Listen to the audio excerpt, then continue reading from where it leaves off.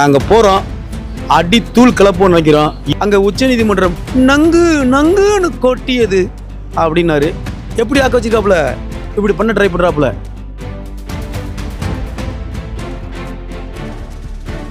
அதெல்லாம் நீ என்ன வேணாலும் இந்த தீரன்கிறதா நிற்கிறேன், அவனை பிடிச்சி உள்ள வழக்கு போடலாம், அந்த சாட்டை பேசுறான் பிடிச்சி உள்ள போடணும்.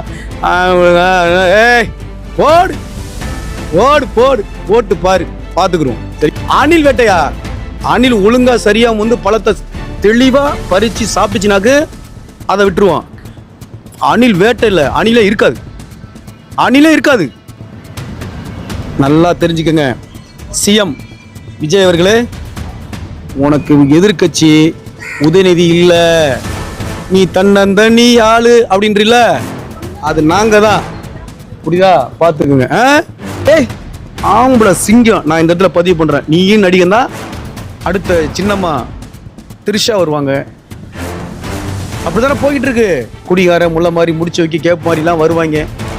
செத்து போனால் 20 லட்ச ரூபா பணம் கிடைக்குமே, 50 லட்ச ரூபா பணம் கிடைக்குமே ஒரு கேள்வி கேட்டு நம்ம சார்பா, நம்ம நாம் தமிழுக்கு சார்பா தாக்கல் பண்ணியாச்சு. அதுக்கு தான் பின்னைக்கு நாங்கள் டெல்லிக்கு கிளம்புறோம். ஏன்னா எது சொன்னாலும் கேட்க மாட்டேது, என்ன தற்குறியாடா அப்படின்னு நம்ம கேட்போம்ல. அதைத்தான் நான் உரிமையாக உங்களை நான் கேட்குறேன். அவங்க மனைவியை திட்டுறான், அம்மாவை திட்டுறான், அக்காவை திட்டுறான், எப்படி பொறுத்துக்கிட்டு இருக்க முடியும்? நம்ம வந்து எதிர்த்து சண்டை போட்டுக்கிட்டு இருக்கும்போது நிறைய பைத்தியம் மெண்டலு கிறுக்கெல்லாம் வரும். அதை அடிச்சு விடுறதுக்கு ஒரு குழு. அடுத்து 2031 நம்ம தான். அவர் விஜய் சொன்னது போல. வணக்கம்ண்ணா. வணக்கம்.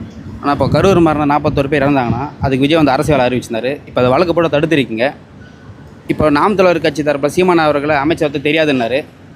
இதே ஒரு ஜட்ஜை வந்து தவிர்க்க முடியாத தலைவர் சொல்லியிருக்காரு. இப்போ தடுத்ததும் நீங்களாக தான் இருக்குது, இப்போ தவிர்க்க முடியாத தலைவர்னு சொல்லியிருக்காங்க. எப்படின்னா பாருங்க, நம்ம அதை அந்த குடும்பத்துக்கான பணத்தையோ இல்லை அவர்கள் தனிப்பட்ட முறையில் கொடுக்கக்கூடிய பதவிகளையோ நம்ம தடுக்கலை. கருணை அடிப்படையில் யார் யாருக்கு வேலை கொடுக்கப்பட வேண்டும் என உச்சநீதிமன்றம் நிறைய கைட்லைன்ஸ் கொடுத்துருக்கு. அதுபோல் தமிழ்நாடு உயர்நீதிமன்றமும் சில கைட்லைன்ஸ் கொடுத்துருக்கு. தமிழ்நாடு அரசு வேலைவாய்ப்பு துறையும் தமிழ்நாடு தொழிலாளர் துறை அரசு ஆணையம் சில கைட்லைன்ஸ் இருக்குது. யார் யாருக்கு வேலை வாய்ப்பு கொடுக்கப்படுவது அது கருணை அடிப்படையில். அந்த கிரவுண்டில் இவர்களுக்கு கொடுத்தது தவறுன்னு தான் நம்ம லீகலாக சொல்கிறோம். கரூரில் 41 பேர் உயிரிழந்தாங்க. அந்த உயிரிழப்பில் அன்னைக்கு நடிகராக இருக்கும்போது அவர் தேர்தல் பிரச்சாரத்துக்கு வரும்பொழுது அந்த உயிர் வந்து பறி போனது. அதுக்கு அன்றைய காவல்துறையோட மெத்தனை போக்காக இருக்கலாம். அன்னைக்கு காவல்துறை பேச்சை கேட்காம அதிகமான கிரவுட் இருந்தது, அதனால் உயிரிழப்பு போச்சுன்னு அன்றைக்கு டிஎஸ்பியாக இருந்த நபரும் பதிவு பண்ணுறாரு.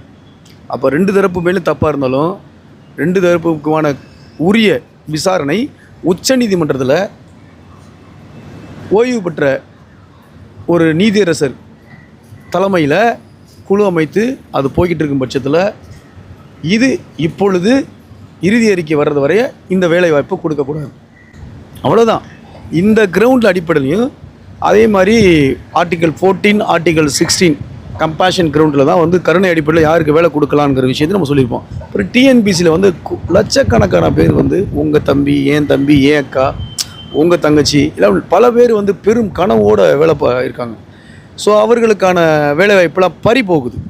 ஸோ உங்களை பார்க்க வந்தனால இறந்து போனவங்களுக்காக நீங்கள் பணம் பதவி அதான் ஏற்கனவே சொன்ன மாதிரி கொடுக்குறது தான் வந்து இங்கே யாரும் தடுக்க போகிறதில்ல. இன்னொன்று பேசிக்காகவே இனிமேல் வந்து மக்களுக்கு வந்து என்னாச்சுன்னா, ஒரு நடிகனை பார்க்க வந்து செத்து போனால் இனிமே குடிகார முள்ள மாதிரி முடிச்சு வைக்க கேப் மாதிரிலாம் வருவாங்க. செத்து போனால் 20 லட்ச ரூபா பணம் கிடைக்குமே, 50 லட்ச ரூபா பணம் கிடைக்குமே வரும். இதெல்லாம் ஒரு முன் உதாரணமாக போயிடும். நாளைக்கு இந்த இப்போ பாருங்கள், தனுஷ் கட்சி ஆரம்பிச்சிட்டாரு, அடுத்து விஷால் கட்சி ஆரம்பிப்பார், அடுத்து சூர்யா கட்சி ஆரம்பிப்பார், அடுத்து நாளைக்கு நயன்தாரா வரும், கீர்த்தி சுரேஷ் வரும், ஏன் அடுத்த சின்னம்மா திரிஷா வருவாங்க. அப்படி தானே போய்கிட்டு இருக்கு தமிழ்நாடு, அப்படி தானே போய்கிட்டு இருக்கு. என்ன அப்போ அதில் வந்து நம்ம வந்து வாதங்களை சரியாக வச்சு நம்ம பேசணும். அதை மாண்புமிகு நீதிமன்றம் அந்த கருத்தை எடுத்துக்கொண்டு நம்ம மேடையில் பேசுவது போல் இல்லை வேறு ஏதாவது ஆக்கப்பூர்வமாக பேசுகிறது போல் அங்கே பேச முடியாதுங்க. நீதிமன்றம்ங்க, நீதிமன்றம் சட்ட நுணுக்கங்கள் இல்லாமல்லாம் ஒன்றுமே வெற்றி கொடுக்காது. அதனால் தமிழ்நாடுடைய அரசு தலைமை வழக்கறிஞர் வந்து ஆஜரானார். அவரை கேள்வி எழுப்புனதை வந்து நீங்கள் ஊடகம் முழுக்க கேட்டிருப்பீங்க, பார்த்துருப்பீங்க. இப்போ ஜட்ஜ்மெண்ட் போட்டாங்க. இதை எதிர்த்தும் எதிர்த்தும் அவங்க எங்கே போயிருக்காங்க, சுப்ரீம் கோர்ட்டு மேல்முறையீடு போயிருக்காங்க. எங்களை கேட்காம அந்த மனுவை நீ அக்செப்ட் பண்ணக்கூடாது அப்படின்னு சொல்லி இப்போ கேள்வி கேட்டு நம்ம சார்பாக, நம்ம நாம் தமிழுக்கு சார்பாக தாக்கல் பண்ணியாச்சு. அதுக்கு தான் இப்போ இன்றைக்கி நாங்கள் டெல்லிக்கு கிளம்புறோம். அவர்கள் அனுதாபம் தேடிக்கொள்வதற்கு அவர்கள் குடும்பத்துக்காக நீ எத்தனை கோடி வேணாலும் கொடுங்க, இங்கே யாரும் தடுத்துன்றத போடல. ஆனால் அரசாங்க வேலை கொடுக்காதீங்க. அரசாங்க வேலை அவ்வளோ கேவலமாலாம் இங்கே இல்லை. ஏற்கனவே மக்கள் சார்ந்து மண் சார்ந்து போராடக்கூடிய ஒரு ஐடி விங்காக இருந்தது வந்து நம்ம நாம் தமிழ் கட்சி தான். இப்போ தாவேக அரசு வந்த பிறகு இந்த தனிப்பட்ட முறையில் யூடியூப் சேனல் இருக்கு பாருங்கள், இதையெல்லாம் வந்து இன்றைக்கு அமைச்சர் இருக்கக்கூடிய நபர் வந்து அதை எல்லாமே விலை கொடுத்து வாங்கிட்டதை போலவும் அந்த யூடியூப் சேனல் வந்து பொய்யான ஒரு பரப்புரையை வந்து இந்த யூடியூப் சேனலை வச்சுக்கிட்டு சீமான் அண்ணன் மீது வந்து தப்பான அவதூறுகளை வந்து கடுமையாக பரப்புகிறாங்க. அது வந்து பப்ளிக் பரப்புகிற மாதிரி ஒரு கிரிட்டிசிசம் பண்ணுறாங்க. இங்கே அதான் விஷயம். இதை கண்டுபிடிக்க முடியாத விஷயம் இல்லை, கண்டுபிடிக்கிற மாதிரி தேவை இருக்குது. இப்போ அந்த மாதிரி இன்றைக்கி விஜய்ங்கிற ஒரு திரையில் கவர்ச்சி மூலம் கிடைத்த அந்த தமிழ்நாடு முதலமைச்சரை அது திரைங்க, அதாவது எம்ஜிஆர் மீது இருக்க உள்ள மோகம் சொல்லுவாங்கள்ல, அதுபோல் இந்த திரை கவர்ச்சியில் வந்து மூளை மழுங்கி போய் மூளை வீங்கி போய் மூளை பிதுங்கி போயிருப்பாங்க ஒரு சில பேர். இவங்களை என்ன சொன்னாலும் திருத்த முடியாதுங்க. அதாவது என்ன சொல்கிறேன்னா, எனக்குலாம் அவங்கள தான் திட்ட தோணலை. அவங்கள நினச்சி பாவமாக பார்க்குறதா இல்லை இப்படி இருக்கிறாங்கன்னு நினைக்கிறதா, நான் என்ன சொல்கிறேன்னு தெரில. அவங்கள ஒரு குறிப்பிட்ட ஸ்டேஜில் நம்ம சொல்ல முடியல. ஏன்னா அறிவாளிகள் எப்பொழுதுமே தன்னை அறிவாளின்னு சொல்ல மாட்டான், முட்டாள்கள் எப்போதும் தன்னை வந்து அறிவாளின்னு சொல்லிட்டு போவான். அப்போ இது மாதிரி ஆட்களை கூட்டங்கிட்ட நம்ம என்ன பேச முடியும்? அதுபோல் இந்த மாதிரியான அதிகமான கூட்டம் பெருகிருச்சு தமிழ்நாட்டில். நீங்கள் வேணால் 15 வருஷமாக ஒருத்தன் தரையில் நின்று சிறைக்கு போய் கற்றுன்னு கத்திக்கிட்டு இருக்காப்புல. அதே இந்த ஊடறியும் நாடறியும் உலகம் அறியும். அவருக்கு வந்து இன்றைக்கி 25 லட்சம் வாக்குகள் தான் போடுறாங்கன்னா மீதி 5.5 கோடி பேர் யார்? அப்போ இந்த 5.5 கோடி மக்களுடைய ஒவ்வொரு போராட்டங்களுக்கும் ஆர்ப்பாட்டங்களுக்கும் பிரச்சனைகளுக்கும் குரல் கொடுக்குறது 20 லட்சம் மக்களாக தான் இருக்கிறான். இதை வரலாற்று பூர்வமாக உண்மையாக மாறுது.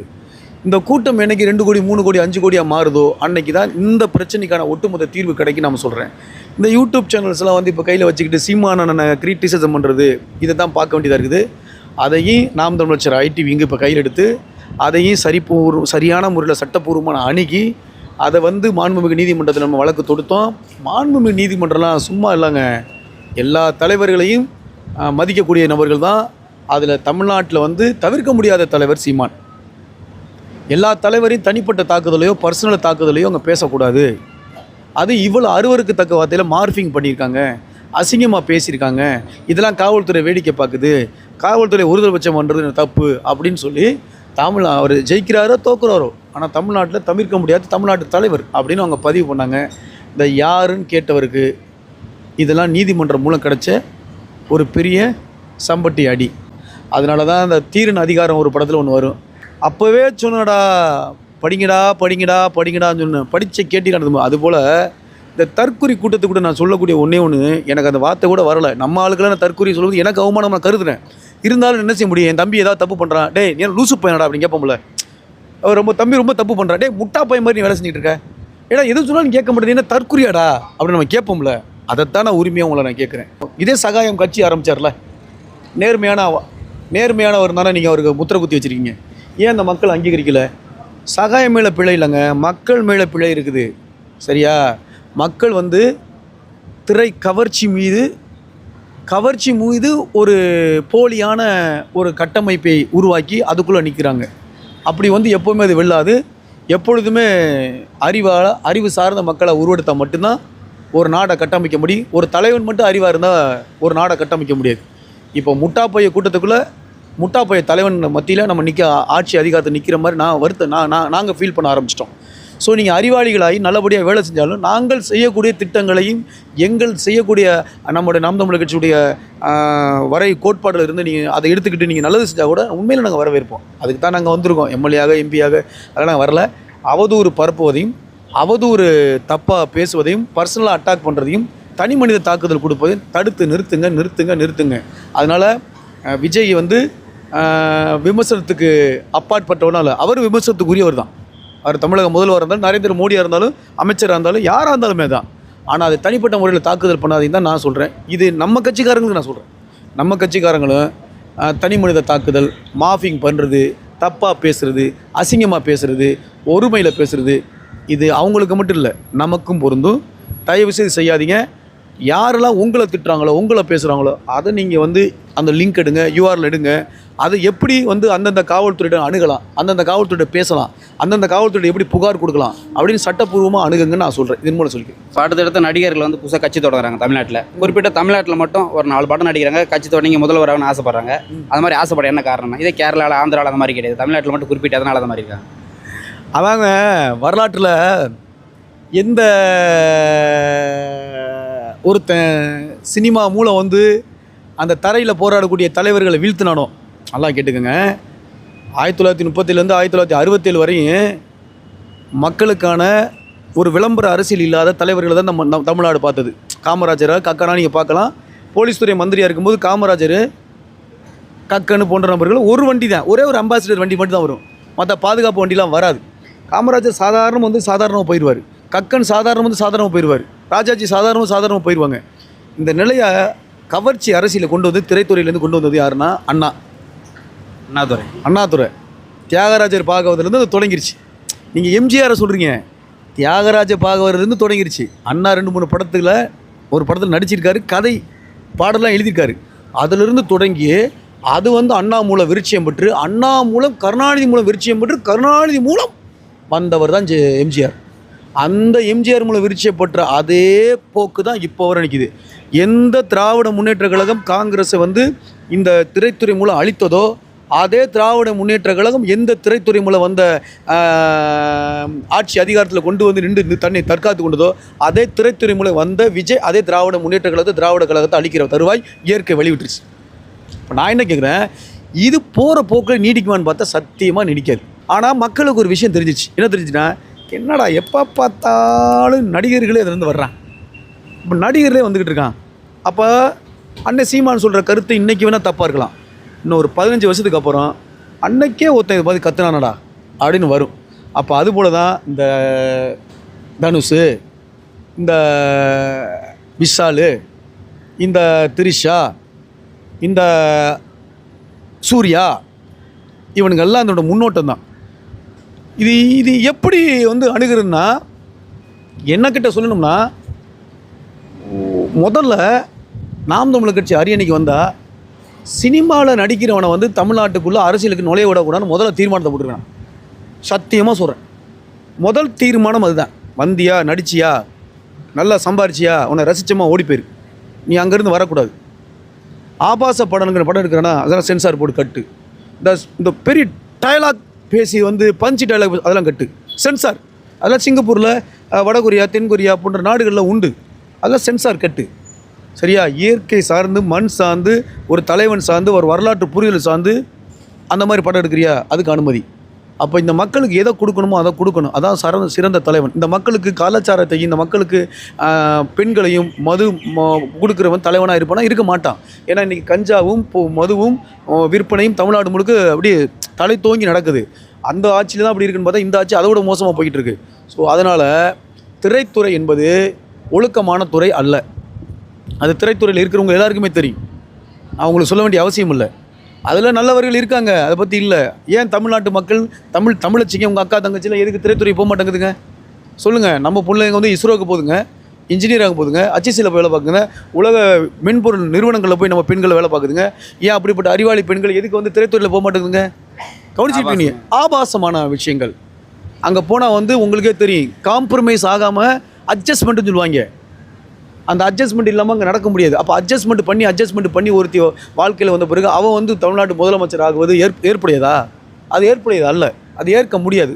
ஒழுக்கமற்றவர்கள், ஒழுங்கினமானவர்கள், தரமற்றவர்கள் ஆட்சி அதிகாரத்துக்கு வந்தால் தமிழ்நாடு ஆட்சி அதிகாரம் இல்லாத மோசமான மாநிலமாக மாறும். அதனால் எங்களை போன்ற நபர்கள், எங்கள் அண்ணன் செந்தமிழன் சீமான் ஆட்சி அரணிக்க வந்த பிறகு முதல்ல ஒழுக்கமற்றவர்கள், ஒழுங்கினமாக இருக்கக்கூடியவர்கள், புகழ் பெற்று முதலமைச்சர் ஆகிற கனவுல வந்தால் அதுக்கு முதல்ல தீர்மானத்தை போட்டு அதுக்கு ஒரு ஸ்பெஷல் சட்டத்தை ஏற்றி முதல்ல அதை தடை செய்யணும்னு நான் என்ன கோரிக்கை வைக்கிறேன்.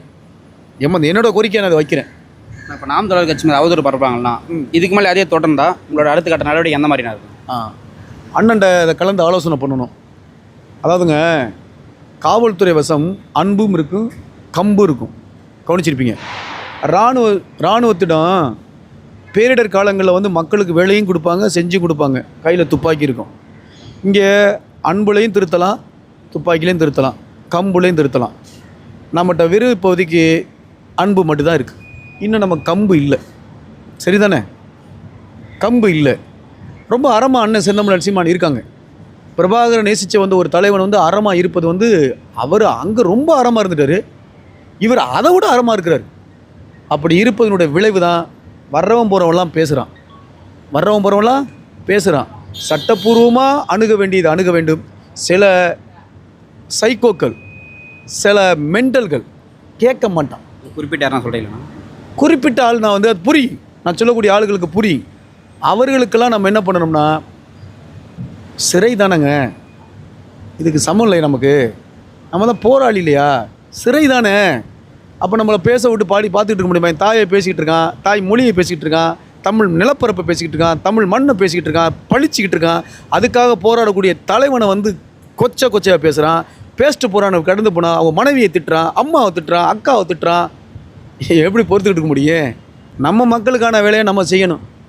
நம்ம வேலையை நம்ம செஞ்சுட்டு போனால் அதுக்கான எந்த விஷயங்கள் வந்தாலும் நம்ம என்ன பண்ணிக்கலாம், தடுத்து நிறுத்தலாம். என்னோடய பாயிண்ட் ஆஃப் வியூ என்னன்னா, சட்ட நுணுக்கங்களுக்கு கற்றறிந்த வழக்கறிஞர்கள் குழு, அதுக்கப்புறம் மண்ணுக்கு மக்களுக்காக போராடக்கூடிய ஒரு குழு, அடுத்த பார்த்தோமாக்கு நம்ம வந்து எதிர்த்து சண்டை போட்டுக்கிட்டு இருக்கும்போது நிறைய பைத்தியம், மெண்டலு, கிறுக்கெல்லாம் வரும், அதை அடித்து விடுறதுக்கு ஒரு குழு. புரியுதா உங்களுக்கு? அதுக்காக சிறை சொல்றதுக்குரிய ஒரு குழு, அதை பாதுகாக்கிறதுக்கு ஒரு குழு, அவர்களை சப்போர்ட் பண்ணுறதுக்கு ஒரு நிதிக்குழு. இதெல்லாம் நாம் தமிழர் கட்சியுடைய கட்டுப்பாட்டுக்குள்ளே வரணும். அதுக்கான திட்டமிடல் நோக்கி நம்ம நகரணும். அண்ணன் செந்தமிழன் சீமான் பேசிய அந்த 15 ஆண்டு பேச்சுக்கள் இன்னும் உயிர்ப்போடு இருக்கும். இனி களங்கண்டமாக அடுத்த 2031 நம்ம தான் நாம் தமிழர் கட்சியுடைய வழக்கறிஞர் பாசறை மட்டும் இல்லை, நாம் தமிழர் கட்சியுடைய ஒவ்வொரு மாநில பொறுப்பாளர்களும் எல்லாருமே இனி களம் கண்டு கடுமையான தளத்தை அமைப்போம். நீட் எக்ஸாம் போன்ற விஷயங்களை நான் பல நாளாக பேசிக்கிட்டு இருக்கேன். 1,00,000 பேர் சிறை நிரப்பும் போராட்டத்தை, தமிழ்நாட்டில் மொத்தம் 20,000 சிறைச்சாலை தான், 20,000 பேர் தான் இருக்கிற சிறைச்சாலை இருக்குது. புரியுதா உங்களுக்கு? மொத்தம் சிறைச்சாலைகளோட பட்டியல் எடுத்து வச்சுருக்கேன். அதில் தண்டனை கைதிகள் எத்தனை, அதில் விசாரணை கைதிகள் எத்தனை, அதில் கன்விக்டட் சிறைச்சாலை எவ்வளவு அப்படின்னு ஒரு விட்டுருக்கேன். எத்தனை தலைமை சிறைச்சாலை இருக்குது, எத்தனை மாவட்ட கிளை சிறைச்சாலை இருக்குது, எத்தனை பெண்கள் சிறைச்சாலை இருக்குது, எத்தனை மத்திய சிறைச்சாலை இருக்குது. அப்போ மொத்தமே பார்த்தா 22,000 பேர் தான் இருக்கான். ஆனால் 1,00,000 பேர் சிறைக்கு செல்வதற்கு தயாராகிட்டமாக்கு 2 நாளில் நீட்டு தேர்வுக்கான ரத்து என்ன ஆயிரும்? ஏன்னா 6 கோடி பேரில் 1,00,000 பேர் சிறைக்கு போக முடியலடா. போக மாட்டீங்களா? தம்பி போவில நீ இந்தா பாருங்கள், ஏர்போர்ட்டில் வேலை பார்க்குற தம்பி நம்ம கேட்டமாக்க உடனே போகிறேன்றாப்புல. ஏன் தத்துவம், உண்மை, நேர்மை, ஒழுக்கம், நீட்டு ரத்து பண்ணணும். அவங்க தங்கச்சி அரசு பள்ளியில் படிக்கும், அவங்க அக்கா அரசு பள்ளியில் படிக்கும். அது வந்து நீட் எக்ஸாம் எழுத முடியாமல் அதுக்கு தேவையான பொருளாதார வசதி இல்லாமல் ஒரு குறிப்பிட்ட ஸ்டேஜுக்கு இந்த மாதிரி வந்து டெம்பரரியாக வந்து இங்கேருந்து வேலை பார்க்க ஆரம்பிச்சிடும். அப்போ ஏற்கனவே அந்த நீட் எக்ஸாம் வந்து மாநில பட்டியலில் இருந்தது. அப்போ இது போன்ற உணர்வு கால போராட்டங்களை நம்ம எடுத்து நிற்கணும். அது அண்ணன் வந்து விரைவில் அதை செய்வார் நான் நம்ம நினைக்கிறோம். அண்ணன் செய்வாங்க. அதுக்கான ஆணியை நம்ம விதையை போடுவோம், நோக்கி நகருவோம். இப்போ டெல்லிக்கு போகிறோம். சரியா? அவர் விஜய் சொன்னது போல் திமுக போனது, நாங்கள் பேசக்கூடாதுன்னு தடை வாங்க பார்த்தது, அங்கே உச்சநீதிமன்றம் நங்குன்னு கொட்டியது அப்படின்னாரு. நாங்கள் இப்போலாம் சொல்ல மாட்டோம், போயிருக்கோம். எல்லாமே என் தலைவன் மேதகு பிரபாகரன் சொல்வது தான். இயற்கை எனது நண்பன், வரலாறு எனது வழிகாட்டி, வாழ்க்கை எனது தத்துவாசிரியன். அவர் மேலே பழியை போட்டு, சிவன் மேலேயும் பழியை போட்டுட்டு, எங்களுடைய இளம் வழக்கறிஞர் அன்பு தம்பி கில்டஸ் மேலேயும் பழியை போட்டு நாங்கள் போகிறோம். அடி தூள் கிளப்போன்னு நினைக்கிறோம். இயற்கையை நான் நம்புகிறேன். அண்ணன் செந்தமிழன் சீமான் அதற்கு அவருடைய அந்த ஆத்மபூர்வமான தத்துவமான எண்ணம் அது நிறைவேறும். அதுக்கு வழக்கறிஞர் பாசறை உறுதுணையாக நிற்கும். விடமாட்டோம். நல்லா தெரிஞ்சுக்கங்க. உங்களுடைய சிஎம் விஜய் அவர்களே, உனக்கு எதிர்க்கட்சி உதயநிதி இல்லை. 56-70 எம்எல்ஏ இருக்கலாம், 25-28 எம்எல்ஏக்கள் இருக்கலாம். எடப்பாடிட்ட 10,000 கோடி பணம் இருக்கலாம். என்கிட்ட ஒத்த ரூபா இல்லை. நீ தன்னந்தனி ஆளு அப்படின்றீல்ல, அது நாங்கள் தான். புரியுதா? பார்த்துக்கோங்க, கவனமாக இருங்க. அடியை வந்து பார்த்து கவனமாக அடித்து அடி வைங்க. மக்கள் சார்ந்து வந்தால் நாங்களே உங்களுக்கு சொல்லுவோம், பேசுவோம், உங்களை வாழ்த்துவோம். மக்கள் சாராமல் நீங்கள் போனீங்களா அங்கே தப்பு. உங்களோட அமைச்சர்கள்லாம் நடக்கிற நடவடிக்கை தப்பாக இருக்குது. இந்திய வரலாற்றுலேயே நல்லா கேட்டுக்கோங்க, எம்ஜிஆரும் படம் நடித்தாருங்க. முதலமைச்சர் ஆன பிறகு படமும் ரிலீஸ் ஆச்சுங்க. அதில் டைட்டில் கார்டு முதலமைச்சர்னு போடலைங்க, அவர் விரும்பலைங்க. அதே மாதிரி எம்ஜிஆர் இது பதவி எடுத்த பிறகு நடிகர் நடிகைகளை தொடர்ந்து அவர் சந்திக்கலைங்க. நீங்கள் வரலாறு எடுத்து பாருங்க, பெருசாக அவர் சந்திக்கலை. இவர் இதே தடை இவருக்கு வந்து ஜனநாயக படம் வருது. இந்திய வரலாற்றிலேயே அமைச்சர்கள், எம்எல்ஏக்கள், தனிச் செயலாளர், உள்துறை செயலாளர், முதன்மைச் செயலாளர், ஐஏஎஸ், ஐபிஎஸ் எல்லாரையும் கூட்டு போய் படம் பார்த்த ஒரு ஆளுங்க. அப்போ இந்த இந்த இந்த இந்த இந்த இன்ஸ்டியூஷனையே எப்படி ஆக்க வச்சிருக்காப்புல, இப்படி பண்ண ட்ரை பண்ணுறாப்புல. அடுத்து இந்த அமைச்சர்கள்லாம் பார்த்தீங்கன்னாக்க ரொம்ப அப்படியே, அதாவது 120 அடியில் கட்ட ஓட்டிக்குவான். யார் சொல்கிறது? நீர்வளத்துறை அமைச்சருங்க, புஸ்ஸு ஆனந்த் அவர் சொல்கிறாருங்க. எப்படி? ஏய் நீ ஒரு பால் ஊற்றக்கூடாது. ஆம்பளை சிங்கம். நான் இந்த இடத்துல பதிவு பண்ணுறேன், நீயும் நடிகன் தான். ஒரு காமெடி நடிகராக இருந்தார் கூட, சூரி, மதுரை சூரி. அந்த மனுஷன் மாமன்கிற ஒரு படம் ரிலீஸ் ஆச்சு. அவர் மேலே பைத்தியம் பிடிச்சவங்களாம் மண் சோறு சாப்பிட்டாங்க. டேரெக்டாக அடிக்கிறாப்புல மனுஷன். என்னை இம்ப்ரெஸ் பண்ணுறதுக்காகலாம் இந்த மண் சோறுலாம் சாப்பிடக்கூடாது, அது தப்பு. எந்த காலத்தில் நிற்கிறீங்க? அப்படிலாம் இம்ப்ரெஸ் பண்ணிங்களாங்க, எனக்கு நீ ரசிகனாக இருக்க வேண்டிய அவசியம் இல்லை அப்படின்னு சொன்னேன். ஆம்பளை இன்னமும் மண் சோறு சாப்பிட்டுக்கிட்டு பாலாபிஷேகம் பண்ணிக்கிட்டு பொட்டாபிஷேகம் இதை ரசிக்கிறாங்க பாருங்க. அப்போ நீ யார்? நீ ரசிக்கிற பத்தியா? அங்கே தான் நீ தப்பான ஆளு, அங்கே தான் நீ தப்பானவன்னு நான் சொல்கிறேன். அப்போ வெரி டேஞ்சர், நீ very danger, is very culprit. அதெல்லாம் நீ என்ன வேணாலும் இந்த தீரனுங்கிறதா நிற்கிறேன், அவனை பிடிச்சி உள்ளே வழக்கு போடலாம், அந்த சாட்டை பேசுகிறான் பிடிச்சி உள்ளே போடணும். ஏய் ஓயா, உன்னோட இன்டெலிஜென்ஸில் கேட்டுப்பார்.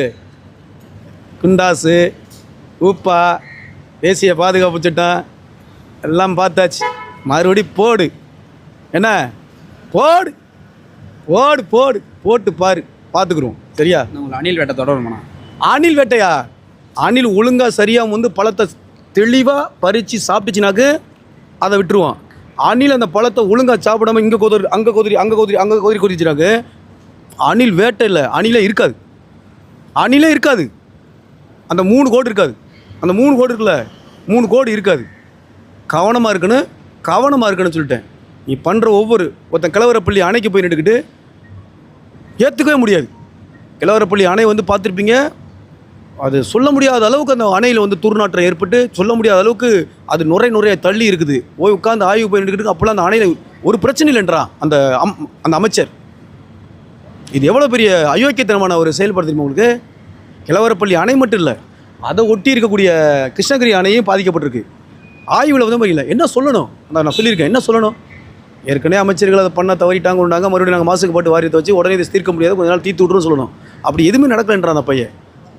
அப்போ இது யார் சொல்லி அந்த பையன் பேட்டி கொடுத்துருப்பாப்புல? நீர்வளத்துறை அமைச்சர். அப்போ நீர்வளத்துறை என்ன சொல்லியிருப்பாப்புல? விஜயை கேட்டுருப்பாப்புல. அப்போ என்ன நடக்குதுங்க? மறைக்க பார்க்குறீங்களா? நீங்கள் தான் நீர் வளத்தையும் என்னப்பா நில வளத்தையும் காக்க வந்த ஆட்களா? அட ஏங்க சும்மா போட்டுக்கிட்டு ஏதோ சொல்லுவாங்களே, இந்த மாதிரி நிறைய விஷயம் பேசக்கூடாது, விடுங்க. ஏன்னா கொதிநிலையில் இருக்காங்க. இவன் எப்படா பேசுவான், இவனை எப்படா பிடிக்கிறது, இவனை எப்படா லாக் பண்ணுறது, இவனை நான் திரும்ப சொல்கிறேன்ல, நீ திரையில் தான் விஜய், திரையில் தான் நடிகன். நிஜத்தின் நதாயனகன் எங்களுடைய அரசியல் சூப்பர் ஸ்டார் செந்தமிழன் சீமான். அவனுடைய தம்பிங்க இருக்கிற வரையும் நீ தப்பே பண்ண முடியாது. நீ என்ன சிறைவாசம் என்ன கொட்டம் போட்டாங்க தான் அடித்து நொறுக்கி வீசிட்டு வெளியே வந்துட்டு மறுபடியும் நிற்போம். ஒன்று வாழ்வோம், இல்லை அந்த மண்ணுக்காக சாவோம். இது நாங்கள் போராளி பிரபாகரன் பிள்ளைகள். ஒருபோது மண்டியிட மாட்டோம். அறமாக நிற்போம், வீரமாக நிற்போம், நேர்மையாக நிற்போம். பார்த்துக்குருவோம்.